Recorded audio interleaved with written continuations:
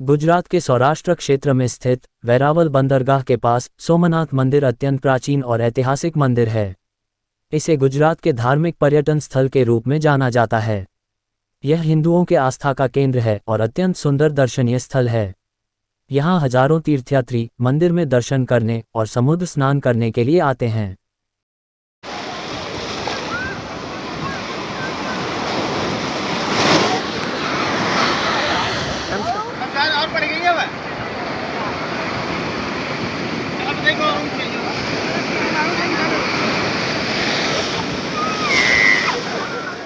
सोमनाथ मंदिर के पास अरब सागर का समुद्र तट धार्मिक पर्यटकों को खूब आकर्षित करता है और समुद्र तट की खूबसूरती देखने के लिए यहाँ पर्यटकों की भारी भीड़ जुटती है।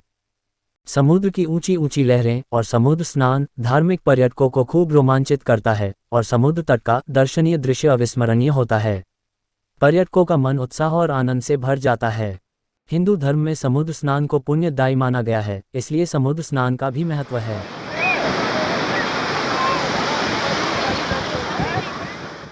सोमनाथ मंदिर को 12 ज्योतिर्लिंगों में से एक माना जाता है।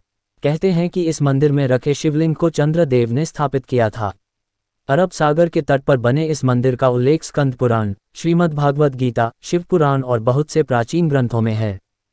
सोमनाथ मंदिर अत्यंत प्राचीन व ऐतिहासिक शिव मंदिर है। यह भारतीय इतिहास तथा हिंदुओं के चुनिंदा और महत्वपूर्ण मंदिरों में से एक है। यह मंदिर हिंदू धर्म के उत्थान पतन के इतिहास का प्रतीक रहा है। अत्यंत वैभवशाली होने के कारण इतिहास में कई बार यह मंदिर तोड़ा तथा पुनर्निर्मित किया गया। वर्तमान भवन के पुनर्निर्माण का आरंभ भारत की स्वतंत्रता के पश्चात लौह पुरुष सरदार वल्लभ भाई पटेल ने करवाया और 1 दिसंबर 1955 को भारत के राष्ट्रपति डॉक्टर राजेंद्र प्रसाद जी ने इसे राष्ट्र को समर्पित किया। सोमनाथ मंदिर विश्व प्रसिद्ध धार्मिक व पर्यटन स्थल है। लोककथाओं के अनुसार यहीं श्री कृष्ण ने देहत्याग किया था। इस कारण इस क्षेत्र का और भी महत्व बढ़ गया। यह तीर्थ पितृगणों के श्राद्ध, नारायण बलि आदि कर्मों के लिए भी प्रसिद्ध है। चैत्र, भाद्रपद, कार्तिक माह में यहाँ श्राद्ध करने का विशेष महत्व बताया गया है। इन 3 महीनों में यहाँ श्रद्धालुओं की बड़ी भीड़ लगती है। इसके अलावा यहाँ 3 नदियों हिरण, कपिला और सरस्वती का महासंगम होता है। सोमनाथ मंदिर को अंतिम बार मुस्लिम आक्रांता औरंगजेब द्वारा नष्ट किया गया था। मंदिर के अस्तित्व को समाप्त करने के स्पष्ट चिन्ह यहाँ दिखाई देते हैं। मंदिर का पुनः जीर्णोद्धार का कार्य महारानी अहिल्याबाई होलकर द्वारा किया गया था।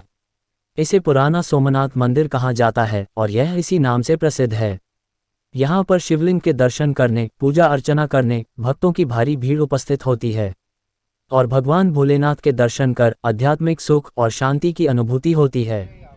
पुराना सोमनाथ मंदिर वर्तमान मंदिर के परिसर में ही मौजूद है। पावन प्रभास क्षेत्र में स्थित इस सोमनाथ ज्योतिर्लिंग की महिमा महाभारत, श्रीमद्भागवत तथा स्कंद पुराण आदि में विस्तार से बताई गई है। चंद्रमा का एक नाम सोम भी है। उन्होंने भगवान शिव को ही अपना नाथ स्वामी मानकर यहाँ तपस्या की थी। अतः इस ज्योतिर्लिंग को सोमनाथ कहा जाता है। इसके दर्शन, पूजन, आराधना से भक्तों के जन्म जन्मांतर के सारे पाप और दुष्कृत्यु विनष्ट हो जाते हैं। सोमनाथ की यात्रा कर भक्त उल्लास और आनंद से भर जाते हैं। त्रिगुणाकारं त्रिनेत्रं च त्रियायुधं त्रिजन्म पाप संहारं एकबिल्वं शिवार्पणम्। सोमनाथ मंदिर के दर्शन के बाद तीर्थयात्री द्वारका दर्शन के लिए जाते हैं। यह गुजरात राज्य का एक दूसरा धार्मिक पर्यटन तीर्थ स्थान है।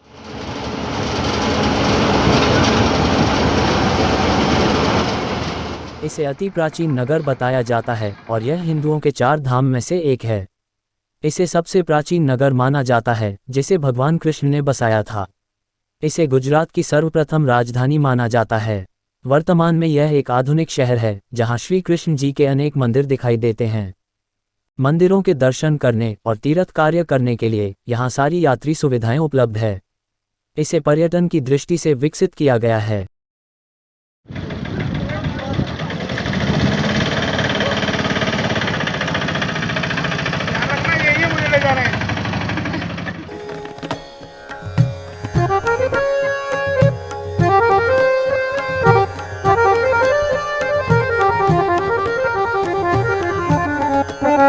Thank you.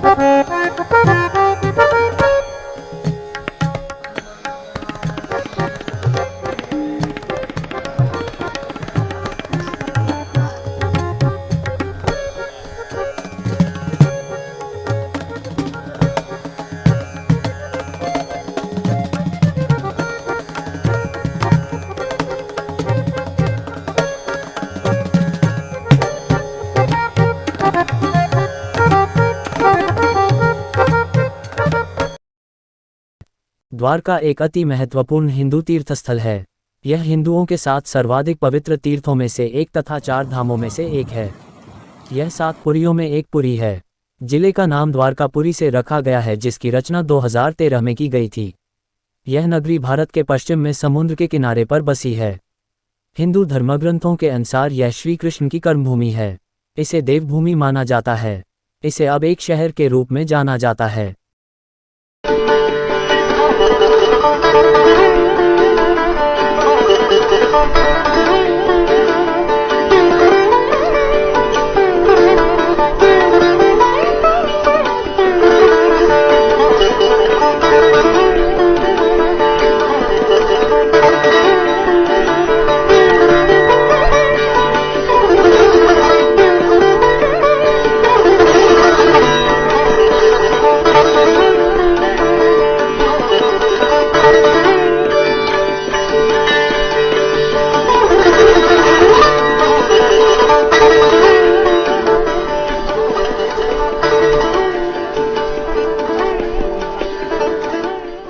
द्वारका को एक महत्वपूर्ण धार्मिक शहर माना जाता है, जहां लाखों पर्यटक आते हैं।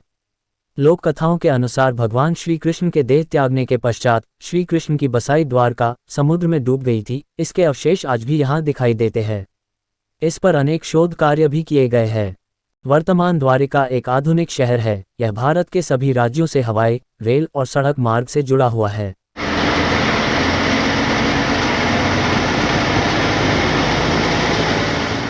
द्वारिका कृष्णमय है और यहाँ भगवान श्री कृष्ण के अनेक दर्शनीय मंदिर और स्थल है।